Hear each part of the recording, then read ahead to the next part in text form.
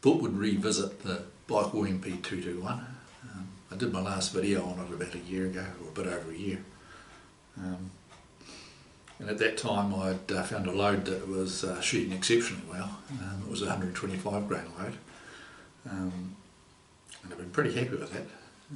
But it's always been in my mind that I'd quite like to shoot something a wee bit heavier. So for Christmas I got a couple of gongs, and so it was a good opportunity to try and use them.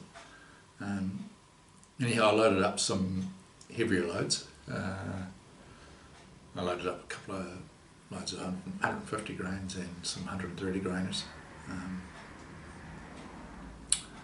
I thought I'd just try those out. So I made an adjustment in the wheel. Now the wheel is meant to adjust the point of aim by, not the point of aim, but the relationship between the two barrels at a centimetre at 100 metres each click.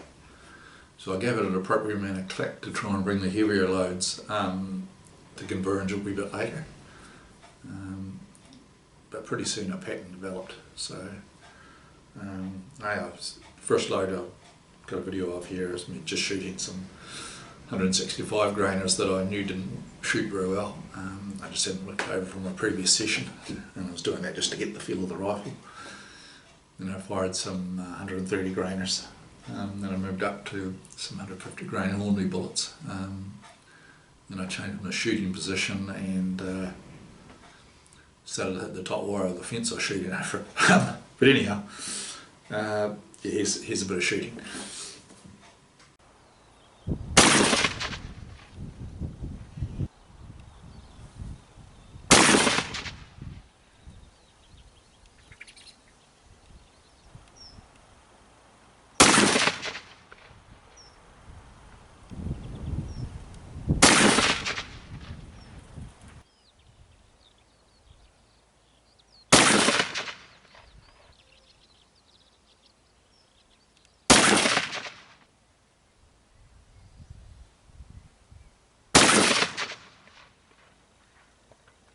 Yeah.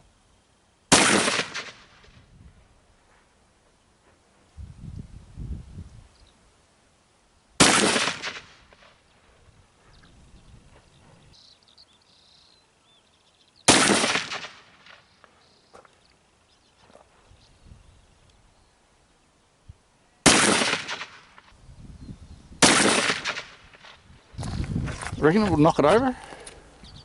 No. 101 metres. I heard it swing.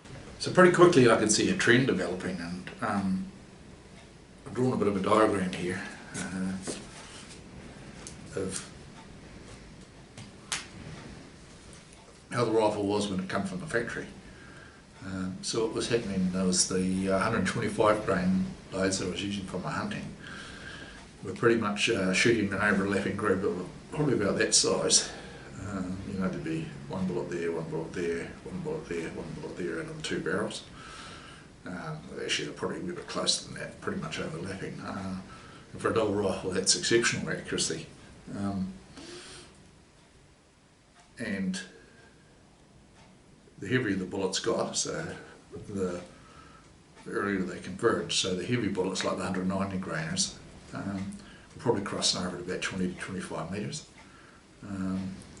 Which means by the time they would have got out to 100, though, there's quite a big spread on them. So at 50 metres, they were probably, two barrels were probably shooting about 4 or 5 centimetres apart, which was not really what I wanted. So for the last year or so, I've stuck with the 125 grainers because of their accuracy, and they seem to do the job of what I was shooting. But I always had it in my mind that I would like to have a go at trying to get the heavy bullets to shoot a wee bit better. Now originally I was going to do it by upping the loads, put a bit more powder in, because at the moment I hadn't loaded most of them to sort of like 308 levels, I suppose. So I thought a bit of extra pressure, a bit of extra speed will actually push out the point at which they converge. The factory does say that it's regulated for 180 grains, and you shouldn't adjust that. just because there's a wheel there for adjusting doesn't mean to say that you should, and that you should only use that if you change your loads. I just say that might be right for some hunting, but you know, I've always thought 3006, you know, it's got a good range on it, and you know, I should try and make as much use of that as I could. So regulating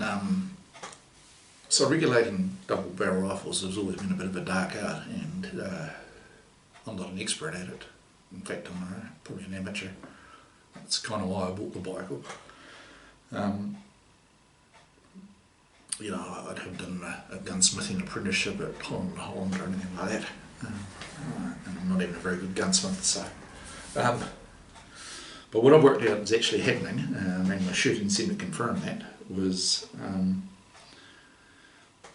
that I thought of things in terms of just a normal centre-fire single-barrel rifle, and that my groups were a certain distance apart, or actually crossed over, and I wanted to move them back out like that. So I assumed the way to do that was just to wind on the wheel and move at an appropriate distance. And so I extrapolated it out to 100 metres, how much I wanted to move it, and didn't quite move it that much, but moved it enough to get it where I thought it should be. But the problem is I should have actually thought of it differently, in that I should have actually worked out the movement on the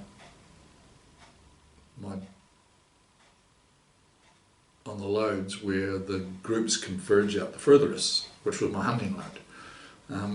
Because what I think happens, and I could be proven wrong on this, but this is the groups I was shooting and loads I was shooting tended to show that, was that your barrels are either pointing in that direction towards each other, or they're pointing away from each other.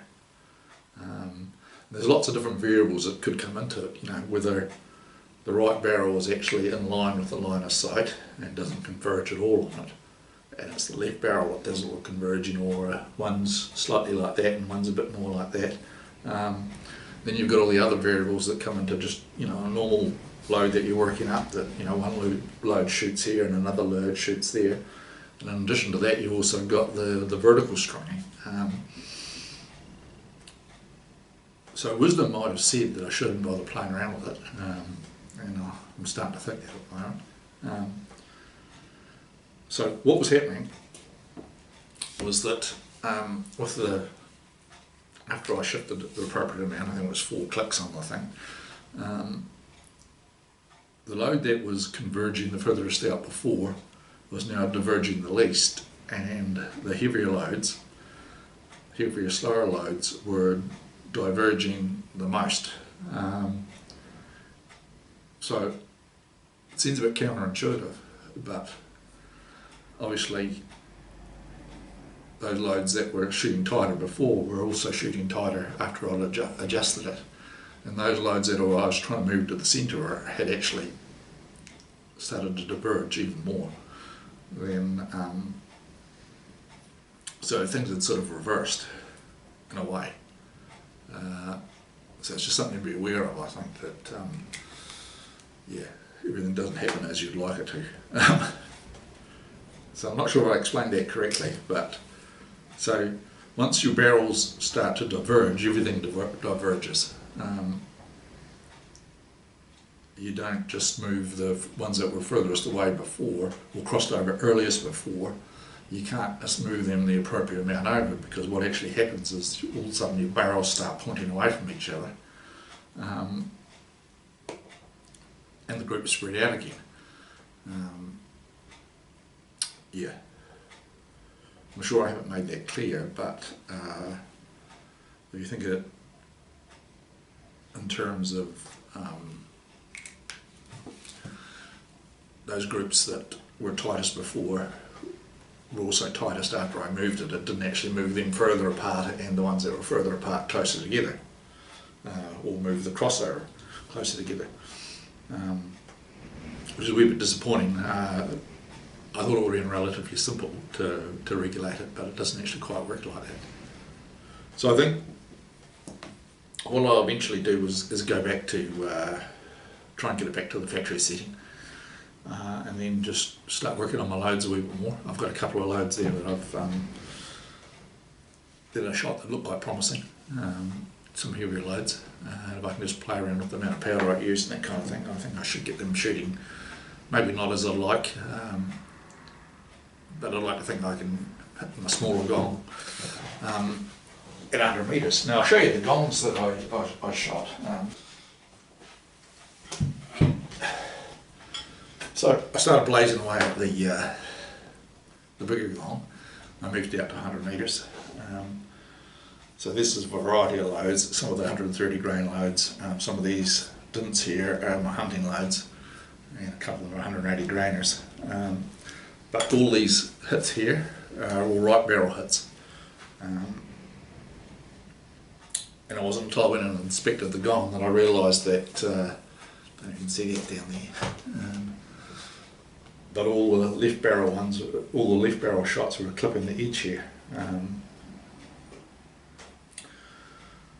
And my hunting load, I fired a couple of shots with my hunting load,